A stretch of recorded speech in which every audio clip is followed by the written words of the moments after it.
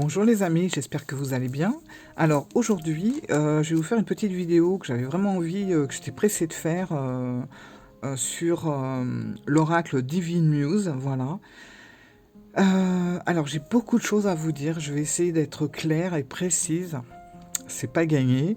Je vais faire au mieux, j'ai voulu prendre un thé, j'ai oublié, bon bref, c'est pas grave. Par contre, je pense que la vidéo va durer un petit temps. Je vais essayer d'être quand même assez rapide, mais je veux pas non plus bâcler le truc. Donc, je vous conseille de prendre un petit truc à grignoter, je sais pas, ce que vous voulez, pour pouvoir vous installer, regarder tranquillement la vidéo sans trouver le temps trop long. Voilà. Allez, déjà, on va réduire l'intro. Alors, on va y aller direct. En tout premier lieu, je vais commencer par vous parler des livres, parce qu'on m'a posé la question 2-3 fois. Est-ce que ça vaut le coup d'acheter le livre quand on a déjà ce petit bouquin, hein, c'est plus qu'un livret, c'est un petit livre, quand on a déjà ce petit livret fourni dans le jeu. Voilà. Alors, je vais être hyper honnête avec vous sur tout le long, parce que j'ai avoir des choses à vous raconter par rapport à ce jeu. Est-ce que c'est important d'avoir le livre? Alors, important, ça dépend de ce que vous voulez faire avec votre jeu. C'est pas important, mais mais c'est utile. Voilà, c'est pas indispensable, mais c'est vraiment super utile. De toute façon, c'est simple. Voilà le livre dans le jeu. Voilà le livre qui est sorti. Là, il y a quand même une sacrée différence et que forcément, tout n'est pas dit dans celui-là. Ça me paraît logique en fait. Donc si vous voulez juste travailler vos cartes comme ça, ou tout simplement le prendre de temps en temps, et puis après, voilà, vous êtes une collectionneuse, vous avez beaucoup de jeux, moi je dirais que, bon, non, c'est peut-être pas utile en fait. Voilà. Maintenant, si vous êtes vraiment à fond dans vos jeux et que vous avez vraiment envie de vous investir en profondeur dans cet oracle, mais ce livre est super utile. Moi, il m'a énormément aidé. Et il m'aide encore d'ailleurs, hein, puisque le jeu, ça va faire 2 semaines que je l'ai maintenant. J'ai beaucoup travaillé dessus. Je vais vous montrer, hein, j'ai stabiloté, j'ai pris des notes parce que justement, j'ai mis des post-it.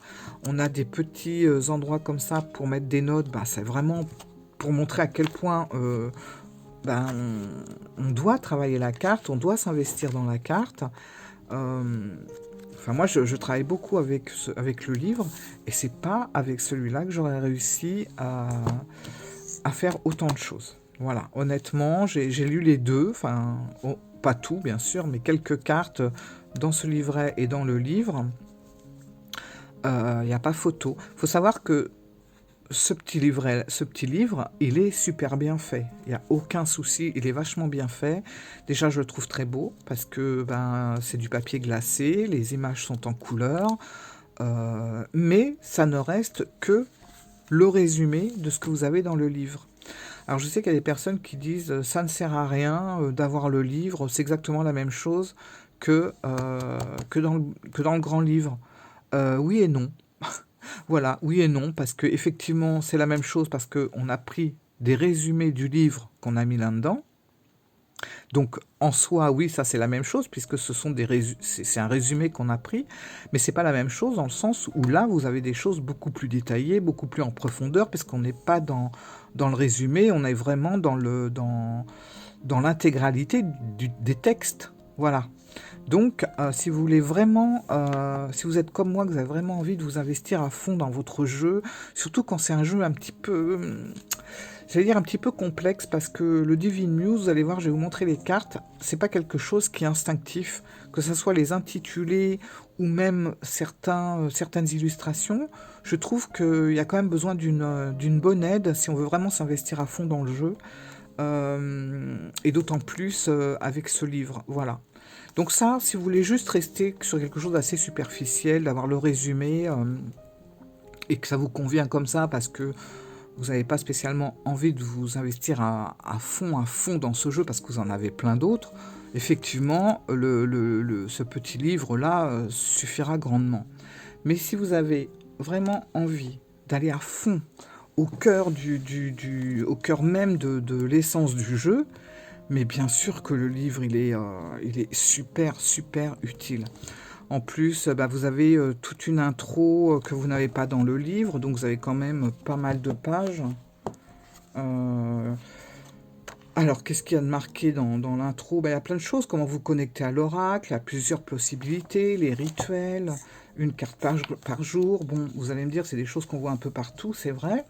Mais là, elle parle quand même de son jeu, donc on est vraiment, bon, tirage de la croix archétypale, tirage de la liberté créative, ça vous ne l'avez pas le petit livre qui accompagne les cartes. Je crois que vous avez juste le tirage de 3 cartes et puis c'est tout. Analysez le tirage. Et puis après, bon voilà, on a quand même tout ça en plus. Et puis voilà, vous avez beaucoup plus d'explications. Regardez, je vais vous montrer quelque chose. Par exemple, on va prendre... J'ai mis des post-it un petit peu quand même. Plus, voilà, cette carte qui est le gardien du temps. Le gardien du temps, voilà. L'essence de la carte, vous avez ça. Après, on passe à un autre paragraphe qui est l'ombre. Et après, on a dans la carte. Mais pour l'essence de la carte, voilà ce que vous avez sur le petit livre. Si on prend le bouquin,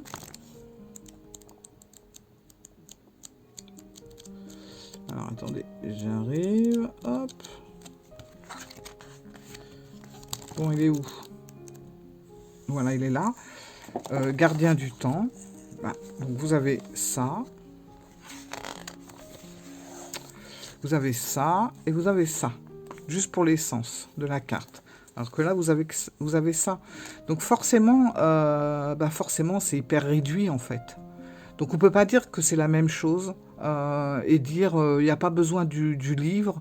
C'est la même chose que sur le petit livre. Non, pas du tout. C'est pas la même chose. Vous avez simplement un petit résumé de tout ce qu'on peut dire sur la carte.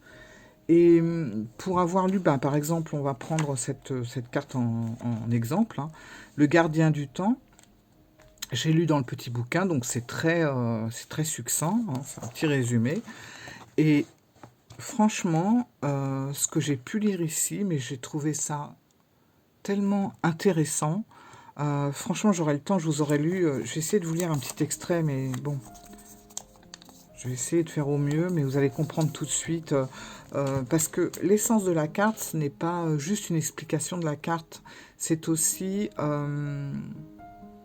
vous apprenez plein de choses en fait, ce qui n'est pas forcément le cas dans le livre.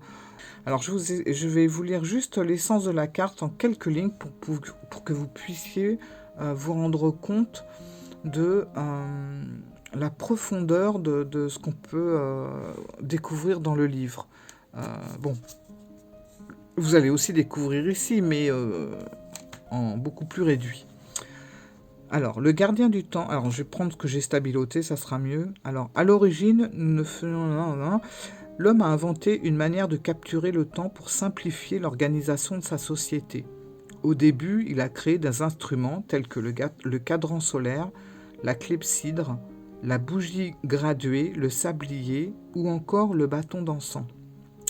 Plus tard, les innovations technologiques ont permis l'arrivée des montres mécaniques telles que l'horloge à pendule ou la montre à gousset et plus récemment des systèmes électriques comme des montres à quartz et des horloges atomiques.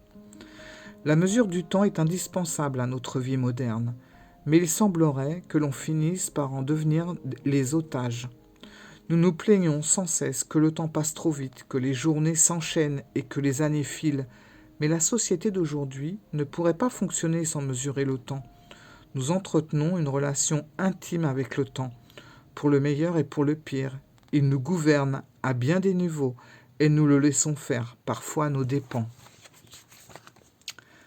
Bon, je ne vais pas tout vous lire, hein.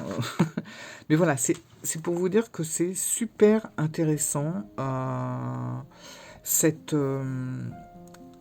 façon de voir comment la société nous a... Enfin, nous met dans ce... Comment dire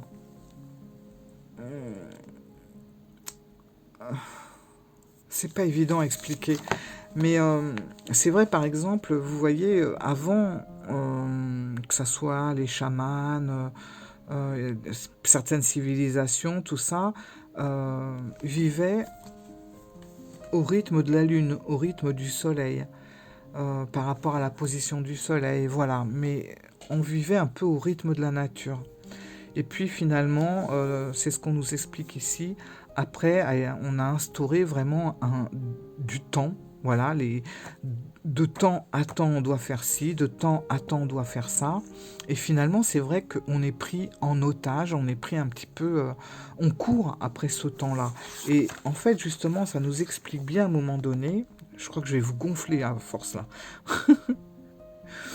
Vous pourriez vous demander si vous avez fait bon usage de votre temps, ou pourriez vouloir savoir ce que vous réserve l'avenir.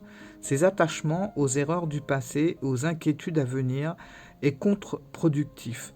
Parfois, il faut savoir être responsable de sa gestion du temps, mais ce n'est pas une raison pour le laisser nous gouverner. Le temps est un outil. Si l'on ne vit que dans le seul instant réel, l'instant présent, on se libère du temps tel qu'on le connaît.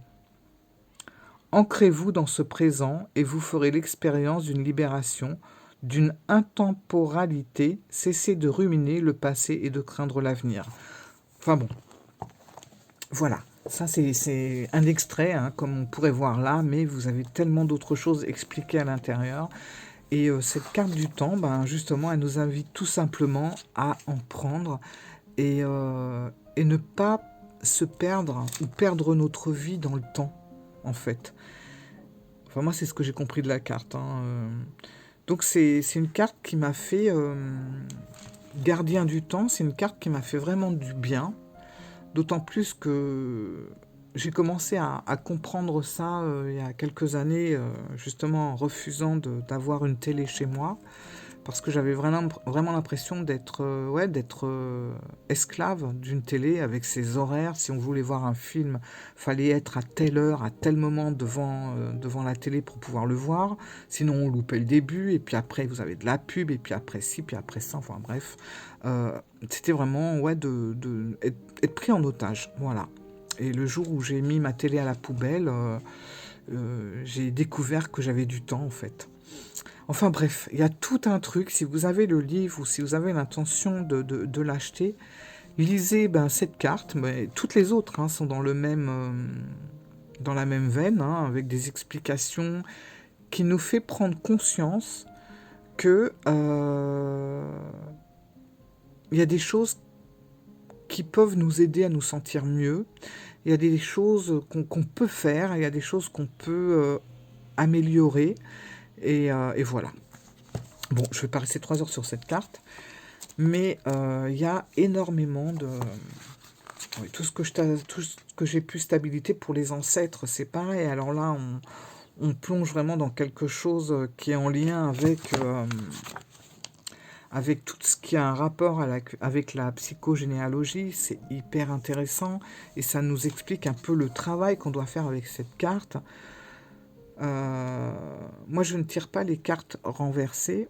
Ceci dit, je vous conseille énormément de lire le côté ombre de la carte parce que même si on ne tire pas les cartes renversées, c'est hyper intéressant. Par exemple, là, pour l'ombre de la carte des ancêtres, cette carte évoque des fantômes et des ancêtres chamboulés. Il se pourrait que vous portiez en vous les ombres d'un ancêtre, avec tous les problèmes émotionnels qu'il n'a pas réglés de son vivant. Une émotion non résolue, réprimée, datant d'un traumatisme qu'il aurait vécu, peut avoir traversé les générations pour arriver jusqu'à vous. Si votre vie est un parcours semé d'embûches, une guérison ancestrale peut s'avérer nécessaire. Surtout si vous êtes victime de phobies, d'angoisse ou de détresse inexpliquée, etc., etc.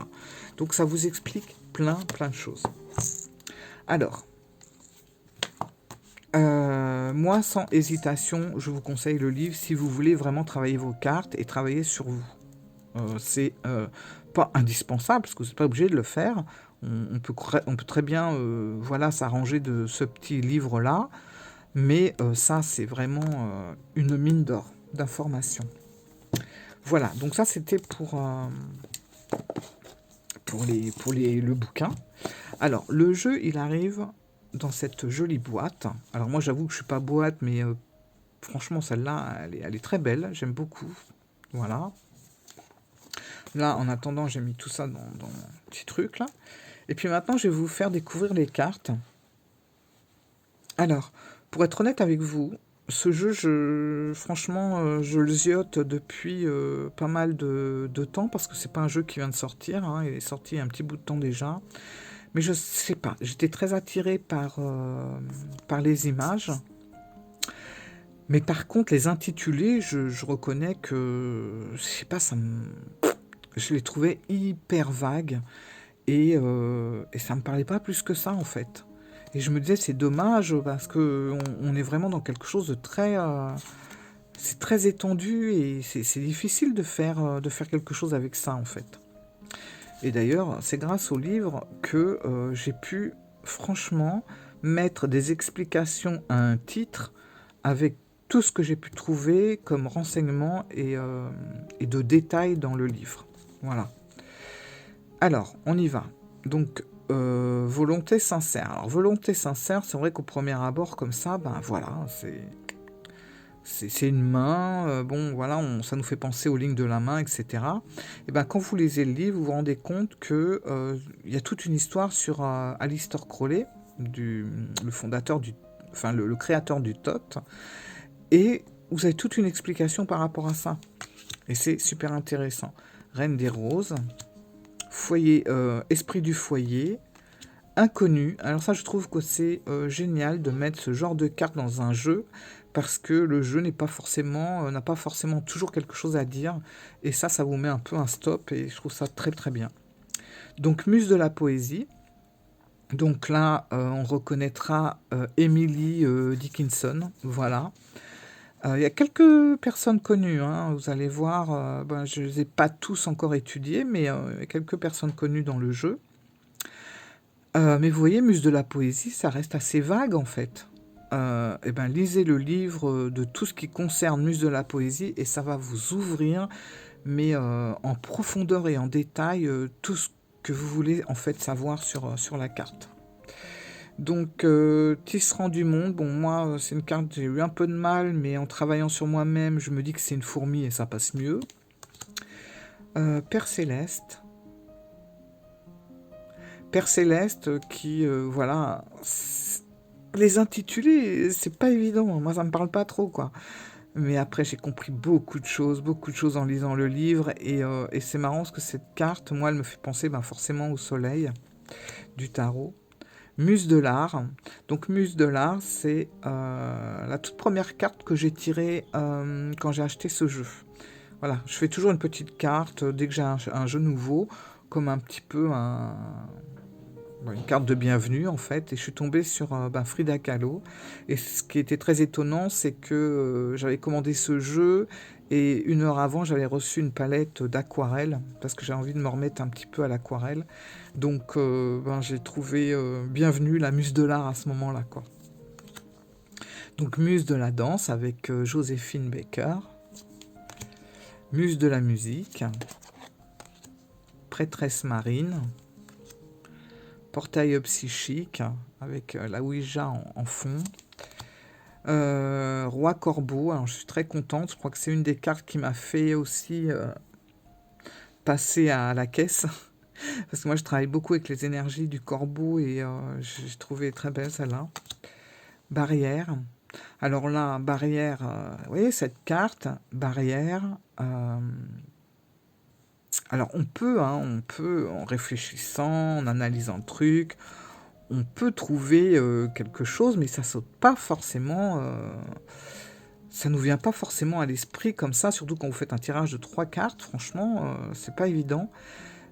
Mais quand j'ai lu le livre sur barrière, mais ça m'a ouvert tellement de possibilités, ça m'a fait comprendre tellement de choses. J'ai pas fait toutes les cartes sur le livre, mais le peu de cartes que j'ai dû en faire 5 ou 6, elles m'ont toutes énormément appris sur l'analyse de certaines choses, que ça soit de la vie, comme pour Gardien du Temps, Là, pour les barrières, savoir et apprendre à dire non sans culpabiliser. Enfin, c'est une vraie richesse. Voilà. Hop. Âme sœur. Âme sœur, c'est pareil. Bon, moi, j'aime pas tout ce qu'âme sœur, flamme jumelle, tout ça, c'est pas mon délire. Mais âme sœur, c'est pareil, j'ai lu dans le livre et j'ai vu que ça s'arrêtait pas à une relation avec un être aimé ou pas, ça va aussi au-delà. Et ça va être aussi avec la communication animale. C'est pour ça d'ailleurs qu'on a un chat et un chien. Et enfin, ce que j'ai lu, c'était fabuleux, quoi. Parfait inconnu, éternel étudiant, messager divin, totem de l'eau, nous avons les éléments, hein, vous allez voir, muse des hymnes, muse de l'éloquence, ultima materia. Alors il faut savoir qu'on travaille dans ce jeu aussi beaucoup tout ce qui est alchimique. Voilà. Muse de l'astrologie, voilà, aussi. Sorcière sacrée.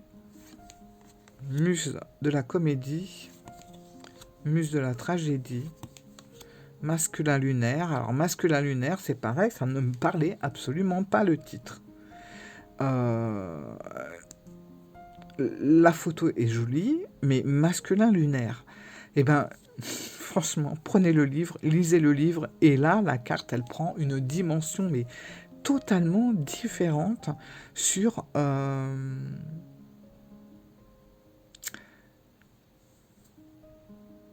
les êtres et sur la vie et sur la nature et sur la planète et sur les animaux. Enfin, tout prend une dimension incroyable. Structure de l'âme. Alors, structure de l'âme. Là, j'en appelle à ceux qui connaissent un peu plus ce jeu. Je bloque sur cette carte. Complètement. Je ne peux pas vous expliquer pourquoi. J'ai lu le livre, j'ai essayé, mais je n'arrive absolument pas à la comprendre. Enfin, c'est pas à la comprendre, mais à me l'intégrer, cette carte. Donc, si vous êtes vraiment à l'aise avec ça, bah, écoutez, essayez avec des mots simples de me faire comprendre c'est pas l'utilité de cette carte, mais ce qu'elle peut nous renvoyer, parce que même en lisant, alors c'est peut-être la seule, hein, bon, faut que je la relise peut-être à tête reposée encore une fois, je sais pas. Mais il faut que je la travaille celle-là, parce qu'elle elle me pose des petits soucis. Totem de l'air, donc on est toujours là dans les éléments, donc ça peut être aussi dans la série des épées pour le tarot. Esprit de groupe, je suis sûr que ça je l'ai pas lu, mais ça va être hyper intéressant dans le livre. Cœur de lion, féminin solaire, ancêtre, donc ancêtre, voilà, j'ai appris énormément de choses dans le livre. Et j'avais lu donc le bouquin, mais le bouquin, voilà, j'ai pas autant appris qu'en approfondissant dans les détails avec le livre, ça c'est clair. Gardien du temps, reflet, prince cosmique. Vous voyez, prince cosmique, quand on voit le pan, ça va pas quand même, me dites pas que ça vous renvoie des tas de visions pour pouvoir parler de la carte, quoi. Moi, honnêtement, la carte est magnifique, hein, mais l'intitulé, là, ça m'a complètement perdu, quoi. Prince cosmique.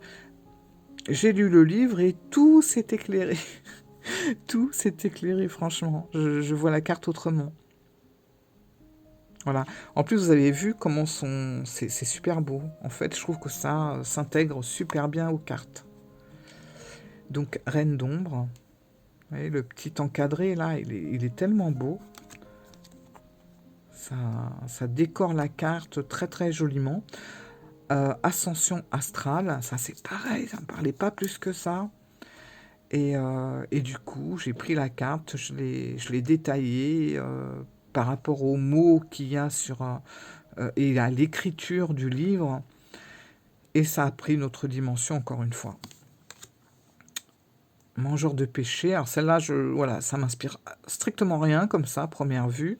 Je suis sûr que je vais tout comprendre et tout va s'illuminer quand je vais avoir lu tout, en détail tout ce qu'il y a dans le bouquin. Résonance. Totem du feu. Donc totem du feu, on est dans la série des bâtons pour le tarot. Guérisseur blessé.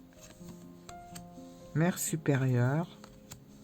Entier et infini. Donc là, on est un petit peu avec tout ce qui est alchimique. Enfant magique. Extase mystique. Homme sauvage. Femme sauvage.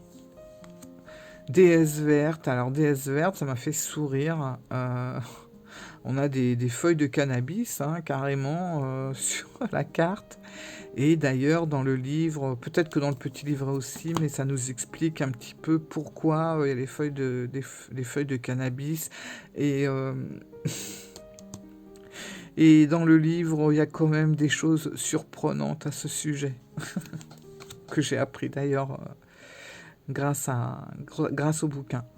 Union céleste, repli, totem de la terre, donc là on est avec les pentacles, et muse de l'histoire.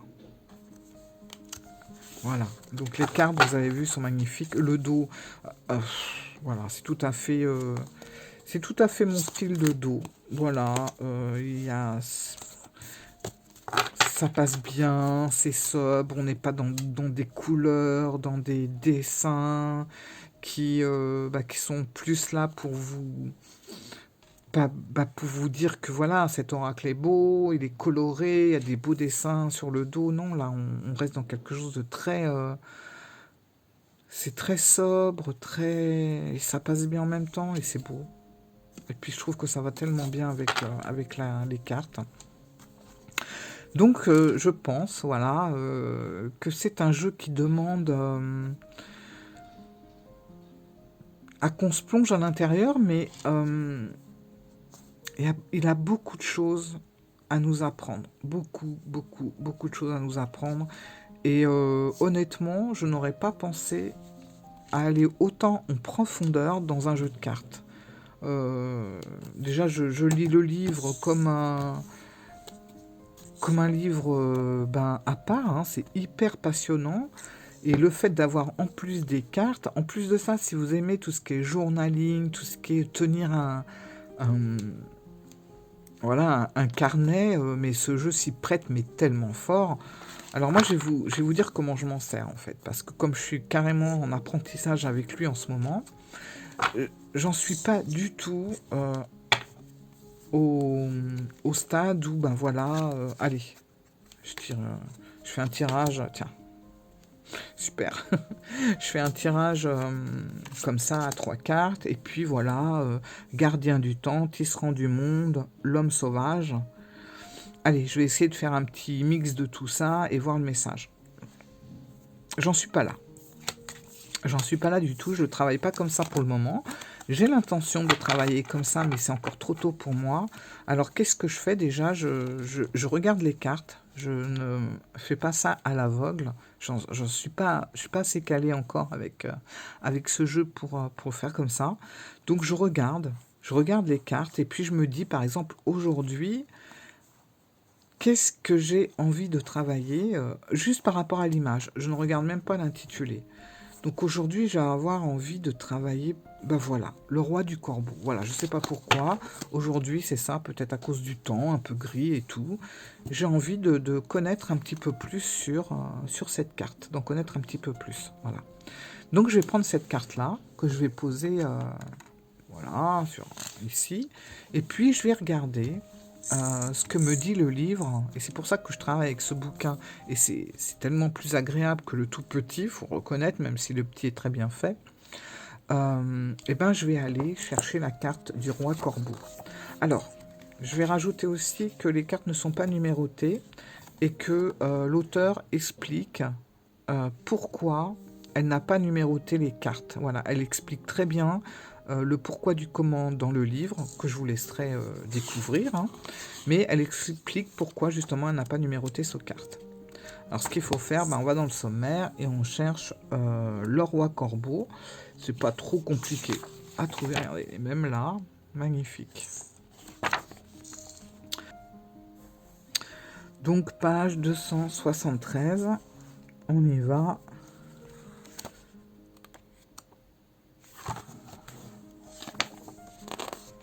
« 273, voilà.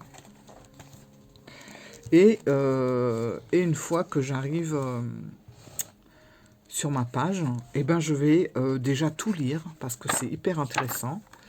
Je vais lire vraiment l'essence de la carte. Et bien que je ne tire pas les cartes à l'envers, je trouve très très important de lire aussi le côté ombre de la carte. Parce que même si vous ne tirez pas à l'envers vos cartes, bah, c'est super important. Par exemple, là, pour vous donner un petit extrait, si cette carte apparaît renversée, bon, bah, moi je ne le prendrai pas comme ça, mais je pourrais intégrer ce qu'il y a de marqué là, même en carte droite. C'est le signe d'un obstacle. C'est le signe qu'un obstacle se dresse dans votre route. Il peut vous aider à faire le bilan de votre situation et à comprendre ce qui ne vous convient plus. Êtes-vous aligné à votre objectif? Ce qui nous amène à cette question, quel est-il cet objectif? C'est le moment de vous remettre en question afin de comprendre pourquoi votre attitude actuelle a entraîné cette situation. Choisissez un biais qui vous correspond. Tenir un journal, faire du yoga, de la méditation. N'hésitez pas à faire appel à un professionnel capable de vous aider à mieux comprendre où vous en êtes dans votre vie. Dans un premier temps, peut-être que ça ne mènera à rien, mais avec un peu de persévérance, un message finira par accéder à votre inconscient, cet endroit où naît votre intuition. Cette révélation vous signalera que vous êtes passé à la phase suivante. Voilà pour l'ombre. Alors, il nous dit bien que voilà, c'est vraiment un jeu qui se prête à travailler avec un journal, tout à fait. En plus, chose que je ne vous ai pas dite, mais dans pratiquement toutes les cartes, dans le côté ombre, vous avez des questions. Bon, bah là, êtes-vous aligné à votre objectif? Quel est-il cet objectif? Enfin, ça vous met devant le fait accompli sur des questions qui va vous permettre de travailler un peu là-dessus, de travailler l'ombre de la carte. Et ça, vous l'avez pratiquement sur toutes les cartes. Bon, ça, c'est la carte qui me pose problème. Enfin, c'est pas qu'elle me pose problème, mais j'ai du mal à me l'intégrer, en fait.